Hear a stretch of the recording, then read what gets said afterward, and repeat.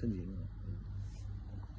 Hi， 你好，我係仁哥，今日同大家講下咧一個普通常見嘅問題，就係、是、有關係大家 Fender 例如 Fender 嗰個 jack 啊，好多時候大家用嘅 jack 頭咧係佢哋廠由於成本問題咧，覺得好普通啊。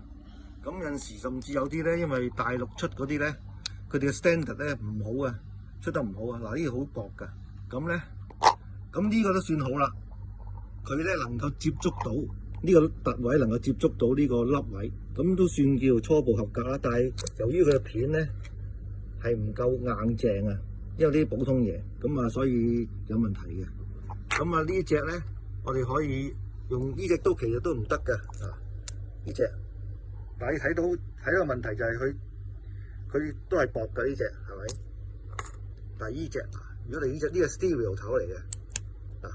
佢係厚度咧係好好多嘅，咁啊接觸位嘅韌性啊都好好多嘅。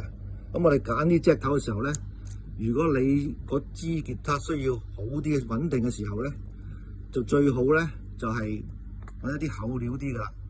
咁啊，但係而家我喺淘寶度揾咧，都似乎揾唔到一啲比較厚料嘅。咁除非揾一啲特別嘅新製作嗰啲啦，咁就會好啲啊。咁我依家我嘗試換咗去睇下，啊，咁佢喺掹啊插嘅時候睇下會唔會咧係個聲有問題。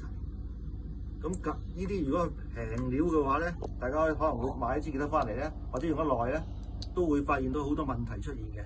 如果有啲差嘅咧，甚至會引起震盪嘅，因為呢啲位咧，佢咧插咗落去咧，嗱你睇呢個位都係褪嘅，啊，會喐嘅。我硬係都會喐嘅，應該係絕實咗嘅，唔應該彈嘅。咁佢有少少問題嘅。如果大家想好啲嘅聲咧，都係最好換咗佢啦。